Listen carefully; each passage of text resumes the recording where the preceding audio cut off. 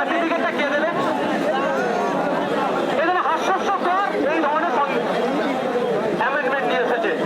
বলা হচ্ছে সেকশন 107 যেটা আছে প্রিন্সিপাল অ্যাক্ট অফ 1995 বলা আছে যে লিমিটেশন অ্যাক্ট ওয়াকাফের ক্ষেত্রে প্রযোজ্য নয়। লিমিটেশন অ্যাক্ট কি? অর্ডিনারি যে আইন আছে 12 বছর কোনো জায়গার উপরে থাকলে জায়গার মালিক না হলে সত্তার মালিক হয়ে যায়, সেটা শুধু ওয়াকাফের উপরে প্রযোজ্য ছিল না। শুধু ওয়াকাফ নয়, বিভিন্ন রিলিজিয়াস এন্ডারমেন্টের ক্ষেত্রে প্রযোজ্য নয়। শুধু সংশোধনের নামে মুসলমানদের উপকার করতে যে মুসলমান বিধবা মায়েদের উপকার করছে, মুসলমান ডিভোর্সি মায়েদের উপকার করার জন্য বলছে, মুসলমান গরিব মায়েদের বাচ্চাদের উপকার করার জন্য আইন তুলে দিল। যে কেউ যে কোনো জায়গায় বসে গিয়ে আমি 12 বছর আছি, ডিসপুটেড ল্যান্ড হয়ে গেল, মামলা হয়ে গেল, শুরু হয়ে যাবে। মানে মামলা শিখিয়ে দিয়ে দিল। আর কেন আমরা বিরোধিতা করছি? অনেক কটা পয়েন্ট আছে, আমি আপনাদেরকে আর বেশি করে রাখবো না। আমি 5 মিনিট বক্তব্য দিয়ে ছেড়ে দেবো। কোনো অসুবিধা আছে ভাই? ওয়াক বাই ইউজার, মৌখিক দান, সহজ ভাষা যদি বলি, সেটা কারা? সেটা শুধু কি ওয়াকাফের ক্ষেত্রে প্রযোজ্য ছিল? যে কোনো ধর্মীয় প্রতিষ্ঠানে যে কোনো মানুষ সম্পত্তি দিতে গেলে ওয়াক বাই ইউজারটা বৈধ ছিল, কিন্তু এই ক্ষেত্রে সরকার ওয়াক বাই ইউজার থেকে তুলে দিল। ফলে যে সমস্ত সম্পত্তিগুলো মৌখিক দান করা আছে সেইগুলোকে এরা আবার কেড়ে নেবে। অ্যাকচুয়াল এরা কিন্তু এটা মনে করে মুসলমানদের যাদের পূরণ হচ্ছে এটা নয়, এরা লক্ষ্য হচ্ছে এরা জমি হাঙর প্রাইম প্রপার্টিগুলোতে লক্ষ্য হয়েছে পুঁজিপতিদের হাতে তুলে দেবে। আজকে ওয়াকাফের উপর হচ্ছে, মুসলমানদের উপর হচ্ছে, কালকে দেবত্ব সম্পত্তির উপরে হবে, পরশুদিন শিখেদের উপরে হবে, তারপরে খ্রিস্টানদের হবে, তারপর দিন আদিবাসীদের উপরে অলরেডি হয়ে গেছে একটা পর্যায়ে। ফরেস্ট রাইট অ্যাক্ট 2023-এর নামে তাদের অধিকার কেড়ে নিতে চাইছে। তাই বন্ধুগণ, আমাদেরকে ঐক্যবদ্ধ হতে হবে। আমাদের ঐক্যবদ্ধ হয়ে জাত বর্ণ নির্বিশেষে ওয়াকাফকে আইনকে প্রত্যাহারের জন্য মাঝে মধ্যে লড়াই করতে হবে শান্তিপূর্ণভাবে, এবং সাথে সাথে সুপ্রিম কোর্টে যেতে হবে। একটা জিনিস আমাদেরকে কিন্তু ভুল বুঝিয়ে দেওয়া হচ্ছে, আমরা ওই জন্য বারবার আপনাদের বলছি, এই লড়াইটা শুধু মুসলিমদের লড়াই নয়, এটা আর্থসামাজিক লড়াই, সংবিধানের উপরে আঘাত দিচ্ছে তাই লড়াই। তাই সংবিধানের উপরে যারা আঘাত দিচ্ছে, আপনারা আমাকে ঐক্যবদ্ধ হয়ে আমাদেরকে সংবিধানকে রক্ষা করতে হবে। সুতরাং কেউ যে ধর্মীয় তাস খেলতে চাই, আমরা তার ফাঁদে পা দেবো না। বিজেপি তৃণমূল মনে প্রাণে চাইছে এটা ধর্মীয় লড়াই হোক, ধর্মীয় লড়াই হলে মেরুকরণের রাজনীতি হবে। বিজেপি ভয় দেখাবে, তৃণমূল বলবে বিজেপি চলে আসবে আমাদেরকে ভোট দেয়। এরা দুজনে মিলে এরা যে বাইনারি পলিটিক্স, এটাকে এরা সীমাবদ্ধ রাখতে চাইছে। তাই আজকে এই লড়াই আপনাদেরকে মনে রাখতে হবে আর্থসামাজিক লড়াই। আর সাথে সাথে আপনাদের বলি, শুধু এই লড়াই এখানে খানতে হবে না। আমাদের রাজ্যে 26,000 ছেলেদের চাকরি বাতিল হয়েছে, মনে আছে? আত্মার বাড়ির ছেলেরা, বিশ্বজিতের বাড়ির ছেলে হতে পারে, রক্ষিতার বাড়ির ছেলে হতে পারে, আমাদের পরিবারের সন্তান হতে পারে। শুধু রাজ্য সরকারের অপদক্ষতার জন্য, ব্যর্থতার জন্য, এসএসসির পরিষদের ব্যর্থতার জন্য বারবার কোর্ট বলছে যে কারা যোগ্য কারা অযোগ্য সেই পৃথকীকরণ করে দিন। এরা পৃথকীকরণ না করার ফলে 26,000-এর মধ্যে যারা যোগ্য তাদেরও চাকরি বাতিল হয়েছে। সেই সমস্ত যোগ্য শিক্ষকদের আমাদের পক্ষে আমরা আছি, সকলের পয়েন্ট আছে। আগামী দিনে রাজপথে তাদের হয়ে তাদের সাথে গলা মিলিয়ে আমরা আবার নামবো। প্রস্তুত আছেন তো নাকি? আর একটা দুঃখের বিষয়, রাজ্য সরকার বলছে এই আইন আমরা এই রাজ্যে লাগু হতে দেবো না। ফলে কথা, এই রাজ্যে আজ লাগু না হওয়ার জন্য দুটো দিক আছে রাজ্য সরকারের। একটা, সরকারের প্রধান হয়ে সুপ্রিম কোর্টে মামলা করা, উনি এখনো কিন্তু করছেন না। রাস্তাঘাটে পথে ঘাটে যারা আমরা যখন এই আইনের বিরোধিতা করে আন্দোলন করছি, আমাদের উপর আক্রমণ করছে। আজকে আমাদের ভাঙড়ের উপর দিয়ে ভাঙড়ের ছেলেরা এখানে এসে পৌঁছায়নি, এইরকম হতে পারে। সেই জন্য ভাঙড়ে আমরা একটা প্রোগ্রাম লাগিয়ে দিয়েছি, ভাঙড়ের ছেলেরা ওখানে প্রোগ্রাম করছে। কিন্তু ওই বাসন্তী হাইওয়ের উপর দিয়ে যারা আসছিল তাদের উপরে পুলিশ আক্রমণ করেছে। তৃণমূল বলছে, মমতা ব্যানার্জি বলছে, রাজ্য সরকার বলছে আমরা এই আইনকে লাগু হতে দেবো না। আর আমরাও কি বলছি ভাই, এই আইনকে লাগু হতে দেবো না। তো তাহলে আমাদের দুজনের সুর কি আলাদা? দুজনের সুর তো এক, তাহলে আমাদের উপরে আক্রমণ হলো কেন? আমাদের আটকাতে হলো কেন? এই বললাম না, যখনই রাজ্য সরকার চাপে পড়ে দিল্লিগামী ফ্লাইট ধরে, কোন দাদা দিদির সাথে কি সেটিং হয়ে যায় বোঝা মুশকিল। সব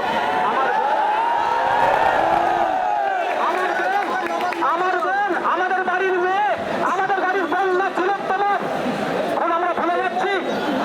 সেই সময় যারা দায়িত্ব ছিল তদন্ত, সিবিআই, অমিত শাহজির দপ্তর, সব গোল মিলিয়ে গেল। দাদা দিদি একে অপরের পরিপূরক। সজাগ থাকতে হবে, আমাদের সজাগ থাকতে হবে। আমাদের আজকের আন্দোলন নয় এটা, আমাদের আন্দোলন প্রয়োজনে 6 মাস 1 বছর চালিয়ে যেতে হবে। গণতান্ত্রিক প্রক্রিয়ায় আমি এখানে আবারও বলছি, যেখানে শান্তিপূর্ণ আন্দোলন হবে না সেখানে আইএসএফ থাকবে না, যেখানে শান্তিপূর্ণ আন্দোলন হবে সেখানে আইএসএফ উপস্থিত থাকবে। আমরা রাষ্ট্র আমাদের, দেশ আমাদের, এই আইন আমাদের, সংবিধান আমাদের, আমাদের জন্য তৈরি হয়েছে। তাই সরকার চলতে গিয়ে তৈরি করে সংবিধানের আইন চলতে আইনকে পরিবর্তন করতে কেউ চায়। আমরা গণতান্ত্রিক প্রক্রিয়াতে মাঠে মন্ত্রণে থেকে গণতান্ত্রিক প্রক্রিয়াতে এবং কোর্টে গিয়ে সুপ্রিম কোর্টে গিয়ে এই আইন পরিবর্তন করাবো। আর একটা কথা, সংবিধানের প্রণেতা ড্রাফটিং কমিটির চেয়ারম্যান বাবা সাহেব আম্বেদকরের আজকে জন্মদিন। তিনি আমাদেরকে তার দায়িত্ব নিয়ে যে সংবিধানের সর্ববৃহৎ লিখিত সংবিধান দিয়ে গেছে, সেই মহাপুরুষের আজকে জন্মদিন। আজকে আমাদের ইন্ডিয়ান সেকুলার ফ্রন্টের পক্ষ থেকে তাকে আমরা বিনম্র শ্রদ্ধা জানাচ্ছি এবং তার দেখানো পথকে, তার আদর্শকে, বিভিন্ন মানুষেরকে মহামানুষের আদর্শকে নিয়ে আমরা এগিয়ে যাই। তাদের মধ্যে একজন হচ্ছে বাবা সাহেব আম্বেদকর। আপনাদের বলবো, সংবিধান বাড়িতে রাখুন, সংবিধান পড়ুন, আর্টিকেল গুলো দেখুন, অনুচ্ছেদ গুলো দেখুন, তাহলে আপনার অধিকার কেউ কেড়ে দিতে পারবে না। এটা যুক্তরাষ্ট্র পরিকাঠামোতে আঘাত দিচ্ছে, শুধুমাত্র মুসলিমদের অধিকার নয়, সংবিধানের উপর আঘাত দিচ্ছে, যুক্তরাষ্ট্র পরিকাঠামোর উপর আঘাত দিচ্ছে। এটা আমরা কোনোদিন মেনে নেব না। তাই আমাদের লক্ষ্য হবে সংবিধানকে বাঁচানোর জন্য, যুক্তরাষ্ট্রকে বাঁচানো, যুক্তরাষ্ট্র পরিকাঠামোকে বাঁচানোর জন্য আমাদের এই লড়াই একসাথে লড়তে হবে। আমি একটা কথা বলে শেষ করে দেবো, একটা কথা বলে শেষ করে। আমার পাশে কে আছে বলুন? বিশ্বজিৎ মাইতি। আমার পাশে কি আছে? লক্ষ্মীকান্ত হাসদা। আমার পাশে কি আছে? সাবির বাবু আছে। আমার পাশে পিয়ারুল আছে। আমার পাশে কুসুদ ভাই আছে। আমাদের নাসির সাহেব, শাহাবুদ্দিন সিরাজি, আরো যারা আছে, আমার অনির্বাণরা আছে, আরো নেতৃত্বরা আছে।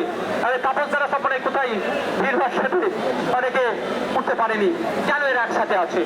যদি এটা মুসলমানদের সমস্যা হতো একসাথে থাকতো? সমস্যাটা দেশের, সমস্যাটা সংবিধানের উপর আঘাত দিচ্ছে, তার জন্য একসাথে আছে। আপনারা এখানে আমাদের কর্মী সমর্থক ভিন্ন সম্প্রদায়ের আছে। মমতা ব্যানার্জির ওই জন্যই তো ভয়। মমতা ব্যানার্জিরা চাইছে এটাকে মুসলিমদের ইস্যু করে দিতে, আর আইএসএফ বলছে ভুল ইস্যু তৈরি করলে ভাই তোমাকে আমরা বাইনারি আমরা খেলতে দেবো না। মুসলমানের শুধু ইস্যু নয়, এটা নাগরিক ইস্যু। আগামী দিনে দেবত্ব সম্পত্তিগুলোকে এরা খাবে। আগামী দিনে এরা শিখ ভাইদের গুরুদুয়ারা যে সম্পত্তি আছে লুটতে নিতে পারে। আগামী দিনে চার্চের সম্পত্তিরা লুটে নিতে পারে। আমাদেরকে ঐক্যবদ্ধ হতে হবে, লুটে নিতে পারে। তাই বলবো আপনাদেরকে, আমাদেরকে সজাগ সতর্ক থাকতে হবে, কারো প্রয়োজনে পা দেবেন না। মনে আজকের মিছিল এখানেই আমাদের বাবা সাহেব আম্বেদকরের মূর্তিতে যাওয়ার কথা ছিল, কিন্তু সবই তো বুঝতে পারছেন সাপ হয়ে কামড়াচ্ছে, রোজা হয়ে ঝাড়ছে। বলছে মহতাবকে আটকাবে, কিন্তু এখানে আমাদেরকে আসতে দিচ্ছে না। যাক, সবার শেষে ভাই একটা অস্ত্র আমাদের কাছে রাখতে হবে। অস্ত্রটার নাম কি জানেন? অস্ত্রটার নাম কি বলুন তো? ডান্ডা লাগবে না, ডান্ডা লাগবে না। এটাকে ঠিক করুন, এটাকে ঠিক করুন। কিন্তু দুর্ভাগ্যের বিষয়, এটা ঠিক করার জায়গাটাই রাজ্য সরকার শেষ করে দিচ্ছে।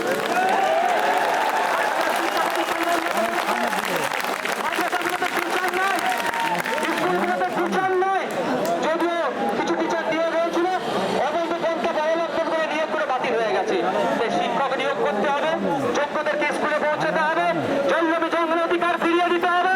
দলিত আদিবাসী সার্টিফিকেট নেবে না, যে নোংরামি করা হচ্ছে সেগুলো বন্ধ করতে হবে। পরিশেষে আবারও বলছি, রাজ্য পুলিশের ডিজি বলছে শামসেরগঞ্জ অর্থ এলাকায় শান্তি ফিরে এসেছে। ওয়েল অ্যান্ড গুড, ওনার কথাকে সমর্থন জানিয়ে বলছি আমরাও চাই শান্তি ফিরে আসুক। কিন্তু কেমন শান্তি ফিরে আসছে তখনই হবে যখন মন্দিরের ঘন্টাটা শামসেরগঞ্জে ঠিকঠাক বাজবে, যখন মসজিদের আজানটা ঠিকঠাক হবে শামসেরগঞ্জে, তখনই জানবো শান্তি ফিরে এসেছে। তখন আমি বলবো শামসেরগঞ্জের এক মুসলিম মানা বলতে পারে রাতের ডুপ্লিকেট ড্রেস পরেছে অত্যাচার চালিয়েছে, বা প্রশাসনের ড্রেস পরেছে অত্যাচার চালিয়েছি, এটা বলা যখন বন্ধ হবে তখনই জানবো শান্তি ফিরে এসেছে।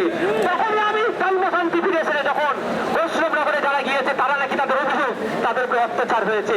বৈষ্ণবনগর থেকে তারা তাদের মাতৃভূমিতে যখন ফিরে আসবে তখন নওশাদ সিদ্দিকী স্বীকার করবে শান্তি ফিরে এসেছে। এটা রাজ্য সরকারের অবিলম্বে মন্দির মসজিদে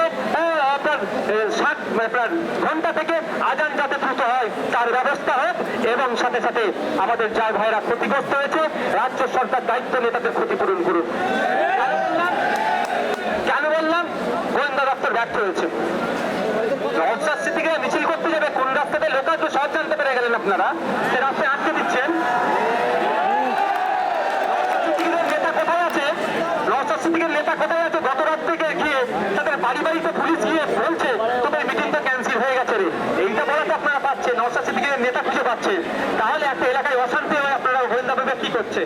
গোয়েন্দা বিভাগ যদি ব্যর্থ হয় তাহলে তুলে দিন, ওএলএক্সে বেঁচে দিয়ে পেঁয়াজ নিয়ে নিন, আমাদেরকে দায়িত্ব দিন। আমার পুলিশ, বেঙ্গল পুলিশ, আমার ক্যালকাটা পুলিশ সাফিসিয়েন্ট না থাকলেও ভ্যাকান্সি প্রচুর। বেচারিদেরকে 16 ঘন্টা 18 ঘন্টা ডিউটি করতে হচ্ছে, তার বিরুদ্ধেও আমরা বেচারিদেরকে দিয়ে দিচ্ছি না ঠিকঠাক, তার বিরুদ্ধে বিধানসভায় আমি বারবার সোচ্চার হয়েছি বিয়াহ দিয়ে। তারপরে বলছি আমাদের যা পুলিশ আছে যদি নিরপেক্ষ কাজ করতে দেয় না, এই দাঙ্গাবাজদের মেরে ঠান্ডা করে ফেলছে আমার পুলিশ। আমাদের পুলিশ, ক্যালকাটা পুলিশ, আমাদের বেঙ্গল পুলিশ, আমাদের গর্ব।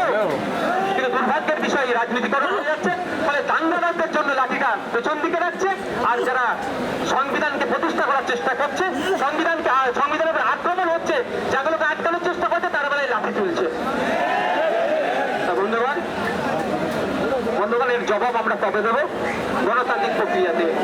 এই আন্দোলন শুধু 2026-কে সামনে রেখে নয়, এই আন্দোলন 6 মাস 1 বছর চললে অসুবিধা হবে কারণ আগামী দিনে কলকাতায় আমরা অবস্থান বিক্ষোভ করবো। আজকে এখানে বক্তব্য এখানে শেষ করছি। যেমন আপনারা শান্তিপূর্ণভাবে কারো প্রয়োজনায় পা না দিয়ে পুলিশ আক্রমণ করলে আমাদের মাথা ফাটিয়ে দিল, তারপরেও আমরা নির্দ্বিধায় পুলিশের মার খেলাম, কিন্তু পুলিশের দিকে আমরা তেড়ে গেলাম না। আইএসএফের আদর্শ ঠিক একইভাবে আপনারা শান্তিপূর্ণভাবে এখান থেকে বিদায় নেবেন। আমি ধন্যবাদ জানাই ক্যালকাটা পুলিশের এখানকার যারা উদ্বোধন কর্তা ছিল এবং কনস্টেবল থেকে শুরু করে প্রত্যেকটা কর্তাদেরকে, তারা আমাদেরকে যতটা হলেও সহযোগিতা করেছে এই ছেড়ে, আর ওখানে যারা আমাদের আক্রমণ করেছে তাদেরকে ধিক্কার জানাই। তাদের কিন্তু হিসাব গণতান্ত্রিক প্রক্রিয়া আমরা বুঝে নেব। আপনারা আস্তে আস্তে এখান থেকে বিদায় নেন।